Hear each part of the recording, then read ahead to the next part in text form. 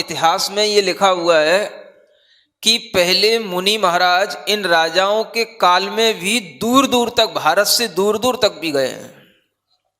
समझ आ रहा है? मिस्र और मेसोपोटामिया की सभ्यता और मिस्र तक भी जो है तीर्थंकरों की अहिंसा का प्रभाव विश्वव्यापी है। यह भी इतिहास के कुछ तथ्यों से ज्ञात होता है। ऐसे उल्लेख मिलते हैं कि मिस्र के लोग, जो वहां की सभ्यता को मानने वाले लोग हैं, वो लोग हमेशा ये मानते थे कि परमात्मा एक नहीं होता है, परमात्मा बहुत से होते हैं। और बहु परमात्मा को मानने वाली मान्यता जैनों के अलावा और कहीं नहीं है, तीर्थंकरों के पाठ के अलावा और कहीं नहीं है। आप देखोगे दुनिया के हर किसी भी व्यक्ति ने अगर किसी भी संप्रदाय को आगे बढ़ाया तो सिर्फ इसी बात पर कि भगवान एक है और उस एक भगवान की आराधना करने वालों को हमेशा एक ही भगवान मानना चाहिए। तो वहां की सभ्यता में लोगों के अंदर ये बातें मिली जिन्हें इतिहासकारों ने निबद्ध किया है। पहले बहुत अच्छे अच्छे इतिहासकार हो गए जैन समाज में। अगर आपको कभी एक पुस्तक मिले दिगंबर और दिगंबर मुनि, इसको जरूर पढ़ना चाहिए। आचार्य महाराज भी इस पुस्तक को पढ़ने के लिए हमेशा बोलते हैं। कामता प्रसाद जैन की लिखी हुई पुस्तक है, जो ये बहुत अच्छे इतिहासकार हुए हैं, डॉक्टर कामता प्रसाद जैन, और उनके ही संबंधी हुए ज्योति प्रसाद जैन। ये सब ऐसे इतिहासकार हुए जिन्होंने बहुत अच्छे अच्छे इतिहासों पर तथ्य प्रकाश डाला है।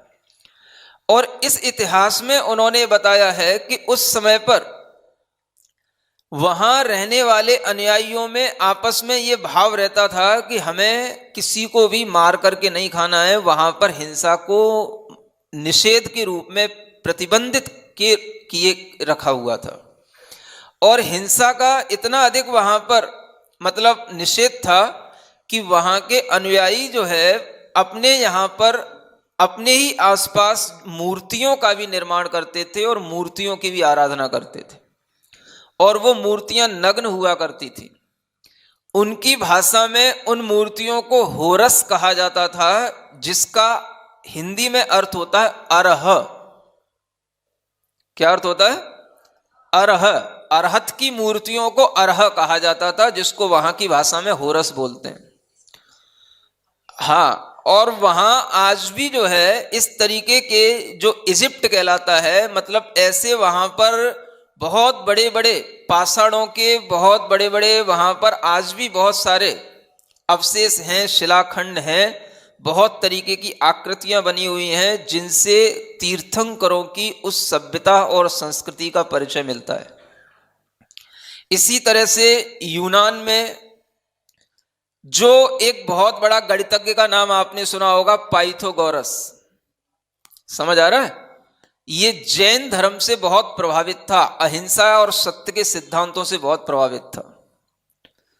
ये पिथागोरस, इसका मुख्य नाम था पिहिताश्रव, जिसको उसकी भाषा में वहां पर पिथागोरस बोला जाता था। और इसने जो अपना जीवन जिया, उस जीवन में इसने खुद जो वहां के लोगों के कथानक होते हैं, वो उन्हीं देशों में मिलते हैं और उनकी लाइब्रेरियों में लिखे हुए रहते हैं। जो लोग वहां जाते हैं, जिन्होंने खोज की, वहां से पढ़े, और वहां पर उस समय पर जो उनके यहाँ पर अखबार या जो कोई भी खबरें प्रकाशित होती थीं, तो उन खबरों को यहाँ पर ला करके कई इतिहासकारों ने अपने ग्रंथों में इसे रेफरेंस के रूप में निबद्ध किया है।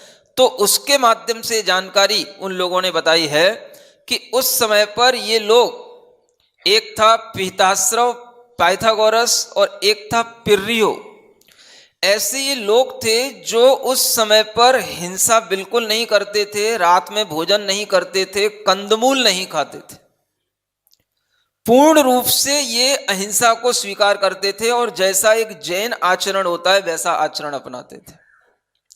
यहां तक लिखा हुआ है कि ये द्विदलवी का सेवन नहीं करते थे, दही में किसी भी प्रकार की दाल मिलाकर के नहीं खाते थे, इतना तक लिखा हुआ है। मद्य मांस मधु तो इनके लिए सर्वथा वर्जनीय था, और उसी प्रकार का ये लोगों के लिए उपदेश देते थे कि आपको कभी किसी जीव की हिंसा करके अपना भोजन नहीं करना चाहिए, कभी किसी जीव को मार करके नहीं खाना चाहिए। इस तरह की सभ्यताएं लोगों के अंदर एक आचरण के रूप में प्रचलित थीं, और ये आचरण अगर दुनिया में कहीं पर भी किसी ने सीखा है, अहिंसा, तो वो अहिंसा तीर्थंकरों की देन है। तीर्थंकरों ने हमेशा अहिंसा का पाठ पढ़ाया है। ये अहिंसा का आचरण, कंदमूल नहीं खाना, मद्य मांस मधु का त्याग रखना, रात में भोजन नहीं करना, और जब ये द्विदल वाली बात आ गई तो ये सारी की सारी अहिंसा के आचरण ही बताते हैं कि उन लोगों के अंदर भी जैन आचरण रहता था। समझ आ रहा है? आप कभी किसी भी व्यक्ति के अंदर के आचरण को देख करके उसकी संस्कृति को पहचान सकते हैं। आज भी लोग बाहर जाते हैं, श्रीलंका जाते हैं, इथोपिया जाते हैं, मिस्र में जाते हैं, अफ्रीका के अंदर जो ये देश हैं उनमें जाते हैं, और वहाँ जाकर के इस तरह की संस्कृति आज भी उसके कुछ लक्षण उन्हें मिलते हैं, वो खोज करके लाते हैं। समझ आ रहा है? जब हम दिल्ली में थे तो वो निर्मल चंद जी सेठी ऐसी हमें बहुत सारी चीज़ें दिखाया गई कि उस समय पर आज भी जो है हमें किस तरीके के अवशेष और किस तरीके के लोग वहाँ मिल रहे हैं जो हमें बता रहे हैं कि ये जैन संस्कृति की ही ये यहाँ पर अवशेष हैं। तो मतलब यह है कि जैन संस्कृति का प्रभाव, तीर्थंकरों का प्रभाव श्रीलंका, अफ्रीका, उधर थाईलैंड, वर्मा, चीन आदि सभी देशों में था। और जब आप वो पुस्तक पढ़ेंगे दिगंबरत्व और दिगंबर मुनि, ये आपको पढ़ना चाहिए, हर किसी व्यक्ति को, हर बच्चे को, पढ़े लिखे आदमी को पढ़ना चाहिए, जिसमें कांता प्रसाद जैन ने बिल्कुल रेफरेंसों के साथ में ये बताया है कि कहाँ कहाँ पर विदेशों में जैन धर्म का प्रभाव मुनियों के माध्यम से व्यापक रूप में रहा करता था, जो आज ये कहते हैं कि ये जैन धर्म तो अभी कुछ वर्षों का है। समझ आ रहा है? जो लोग बड़े अज्ञानता में कह देते हैं कि ये जैन धर्म तो हिंदू धर्म के बाद का धर्म है। आप अगर देखेंगे संस्कृति को तो हर हिंदू पुराणों में आपको भगवान ऋषभ देव का नाम मिलेगा, उन्हीं के पुत्र भरत का नाम मिलेगा, मरुदेवी, समझ आ रहा है, और नाभिराय तक का नाम भी आपको हिंदू पुराणों में मिलेगा। इतना भगवान ऋषभ देव का तीर्थ प्रचलित था। तो ये बातें अगर आपके ज्ञान में नहीं होंगी तो आप क्या दूसरों को बता पाएंगे और क्या आप अपने बच्चों को सिखा पाएंगे? थोड़ा सा इतिहास को ढंग से सीखने की कोशिश करो। मैं बार बार कहता हूं इस बात को, इसलिए इतिहास के माध्यम से आपको पता पड़ेगा कि ये तीर्थंकर हुए हैं और ये इतने बड़े बड़े महापुरुष हुए हैं कि इनका विश्वव्यापी प्रभाव रहा है। आज लोगों ने उस प्रभाव को कम कर दिया, और वो प्रभाव में कमी आने का कारण सिर्फ इतना ही है कि एक समय था जब लोगों के आचरण में पुनः एक शुद्धता आई थी, लोगों का आचरण अहिंसा परक हुआ था। आज पुनः फिर लोगों का आचरण हिंसा से ग्रस्त हो रहा है।